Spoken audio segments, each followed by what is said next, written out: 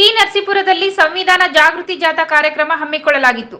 ತಾಲೂಕಿನ ಚಿದರವಳ್ಳಿ, ಉಕ್ಕಲಗೆರೆ, ಕಿರಗಸೂರು ಗ್ರಾಮಗಳಿಗೆ ಆಗಮಿಸಿದ ಸಂವಿಧಾನ ಜಾಗೃತಿ ಜಾಥಾಕ್ಕೆ ಗ್ರಾಮ ಪಂಚಾಯಿತಿಗಳ ಅಧ್ಯಕ್ಷರು, ಉಪಾಧ್ಯಕ್ಷರು, ಸದಸ್ಯರುಗಳು ಸೇರಿದಂತೆ ಗ್ರಾಮದ ಮುಖಂಡರುಗಳು ಅದ್ದೂರಿಯಾಗಿ ಸ್ವಾಗತ ಕೋರಿದರು. ಈ ಸಂದರ್ಭದಲ್ಲಿ ಪಂಚಾಯಿತಿಗಳ ಪಿಡಿಒಗಳು ಸಂವಿಧಾನ ಪೀಠಿಕೆಯ ಪ್ರಸ್ತಾವನೆ ಬೋಧನೆ ಮಾಡಿದರು. ಇದೇ ವೇಳೆ ಪಂಚಾಯಿತಿಗಳಿಗೆ ಸಮಾಜ ಕಲ್ಯಾಣ ಇಲಾಖೆ ವತಿಯಿಂದ ಸಂವಿಧಾನ ಗ್ರಂಥ ವಿತರಿಸಿದರು.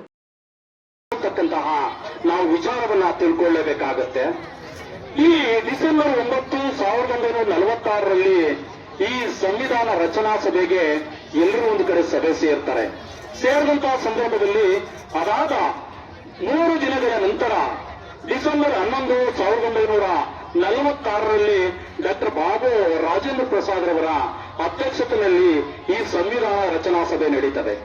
ಈ ಸಂವಿಧಾನ ರಚನಾ ಸಭೆಯಲ್ಲಿ ಇರತಕ್ಕಂಥ ಮಹಾನ್ ವ್ಯಕ್ತಿಗಳಲ್ಲಿ ತಾನೇ ಸ್ವತಂತ್ರವಾದಂತಹ ಭಾರತದ ಪ್ರಥಮ ಪ್ರಧಾನಮಂತ್ರಿಗಳಾದಂತಹ ಜವಾಹರ್ಲಾಲ್ ನೆಹರು ರವರು, ಪಟೇಲ್ ರವರು, ಡಾಕ್ಟರ್ ಬಿ ಆರ್ ಅಂಬೇಡ್ಕರ್ ಅವರು, ಮೌಲಾನಾ ಆಜಾದ್ ಅವರು, ಹಾಗೆ ರಾಜಗೋಪಾಲಾಚಾರಿ ಅವರು, ಕೆ ಎಂ ಮುನ್ಸಿ, ಸರೋಜಿನಿ ನಾಯ್ಡು, ಮತ್ತೆ ನಿಜಲಿಂಗಪ್ಪನವರು, ಕೆ ಸಿ ರೆಡ್ಡಿ ಅವರು, ಕೆಂಗಲ್ ಹನುಮಂತವರವರು, ಇವರೆಲ್ಲರೂ ಕೂಡ ಈ ಒಂದು ರಚನಾ ಸಭೆಯಲ್ಲಿ ಭಾಗಿಯಾಗಿರ್ತಾರೆ.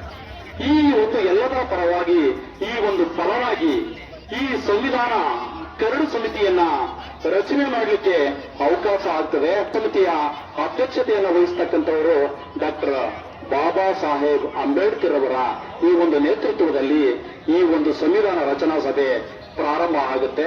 ಅಲ್ಲಿ ಇರ್ತಕ್ಕಂಥ ಇತರ ಸದಸ್ಯರುಗಳು ಯಾರ್ಯಾರಪ್ಪ ಅಂತಂದ್ರೆ ಗೋಪಾಲಸ್ವಾಮಿ ಅಯ್ಯಂಗರ್ ಅವರು, ಅಲ್ಲಾಡಿ ಕೃಷ್ಣಸ್ವಾಮಿ ಅಯ್ಯರ್ ಅವರು, ಕೆ ಎಂ ಮುನ್ಸಿರವರು ಹಾಗೂ ಟಿ ಎಂ ಕೃಷ್ಣಮಾಚಾರ್ಯರುಗಳು ಇವರು ಸದಸ್ಯರುಗಳಾಗಿ ಈ ಒಂದು ಕರಡು ಸಮಿತಿಯ ರಚನೆಯಲ್ಲಿ ಇವರು ಮುಂದುವರಿತಾರೆ. ಈ ಎಲ್ಲದರ ಫಲವಾಗಿ ನಮಗೆ ಒಂದು ಉತ್ತಮವಾದಂತಹ, ಉತ್ಕೃಷ್ಟವಾದಂತಹ ಸಂವಿಧಾನವನ್ನ ಬರೀಲಿಕ್ಕೆ ದೇಶ ವಿದೇಶಗಳನ್ನು ಸುತ್ತಿ ಸತತವಾದಂತಹ ನಿರಂತರ ಒಂದು ಅಭ್ಯಾಸದ ಫಲವಾಗಿ ಇವರು ನಮಗೆ ಒಂದು ಉತ್ತಮವಾದಂತಹ, ಉತ್ಕೃಷ್ಟವಾದಂತಹ, ಎಲ್ಲರೂ ಮೆಚ್ಚುವಂತಹ, ಜಗದ್ವಿಖ್ಯಾತವಾದಂತಹ, ಬೃಹತ್ ಆದಂತಹ ನಮ್ಮ ಸಂವಿಧಾನವನ್ನ ಕೊಡ್ತಾರೆ. ಬೇರೆ ರಾಷ್ಟ್ರಗಳಿಗೆ ನಾವು ಹೋಲಿಸಿದಾಗ ಅಲ್ಲಿ ಇರ್ತಕ್ಕಂಥದ್ದು ಅಲಿಖಿತ ಸಂವಿಧಾನ, ನಮ್ಮದು ಲಿಖಿತವಾದಂತಹ ಸಂವಿಧಾನ. ಈ ಸಂವಿಧಾನ ಬರೀಲಿಕ್ಕೆ ಅಷ್ಟಿಷ್ಟು ವರ್ಷಗಳಲ್ಲ, 2 ವರ್ಷ 11 ತಿಂಗಳು 18 ದಿನಗಳ ಕಾಲ ಸತತ ಪರಿಶ್ರಮದಿಂದ ಬರೆದಂತಹ ಈ ಒಂದು ಸಂವಿಧಾನ.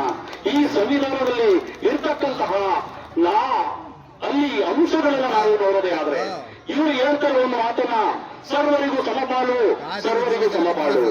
ಏಕಪ್ಪ ಅಂತಂದ್ರೆ ನಮ್ಮ ಈ ಒಂದು ದೀನದಲಿತರ ಉದ್ಧಾರಕ್ಕಾಗಿ ದುಡಿದಂತಹ, ಹಗಲಿರುಳು ಶ್ರಮಿಸಿದಂತಹ ಮಹಾನ್ ನಾಯಕ, ಸಂವಿಧಾನ ಶಿಲ್ಪಿ, ದಲಿತರ ಸೂರ್ಯ ಬಾಬಾ ಸಾಹೇಬ್ ಅಂಬೇಡ್ಕರ್ ಅವರು ಈ ಒಂದು ಸಂವಿಧಾನವನ್ನ ರಚನೆ ಮಾಡಿ ಎಲ್ಲರಿಗೂ ಒಂದು ಉತ್ತಮವಾದಂತಹ ಶಿಕ್ಷಣವನ್ನು ಪಡೆಯಲಿಕ್ಕೆ ಬೇಕಾದಂತಹ ಎಲ್ಲ ಅವಕಾಶಗಳನ್ನ ಕಲ್ಪಿಸಿಕೊಡ್ತಾರೆ. ಆ ಕಲ್ಪಿಸಿಕೊಳ್ಳುವ ಜೊತೆಗೆ ಮುಖ್ಯವಾಗಿ ಬೇಕಾಗಿರ್ತಕ್ಕಂತಹ 6 ಮೂಲಭೂತ ಹಕ್ಕುಗಳನ್ನು ಕೊಡ್ತಾರೆ. ಅವು ಎಲ್ಲವೂ ಕೂಡ ಆ ಮೂಲಭೂತ ಹಕ್ಕಿನ ಒಂದು ಆಶಯದಂತೆ ನಡೀತಾ ಇದೆ. ಏಕಪ್ಪ ಅಂತಂದ್ರೆ ನಮಗೆ ಸಂವಿಧಾನ ಅಷ್ಟು ಸುಲಭವಾದಂತಹ ವಿಚಾರ ಅಲ್ಲ. 75 ವರ್ಷಗಳಾದರೂ ಕೂಡ ಉತ್ತಮವಾದಂತಹ, ಇವತ್ತಿಗೂ ಕೂಡ ಎಲ್ಲರೂ ಮೆಚ್ಚುವಂತಹ ಉತ್ತಮವಾದಂತಹ, ಉತ್ಕೃಷ್ಟವಾದಂತಹ ಸಂವಿಧಾನ.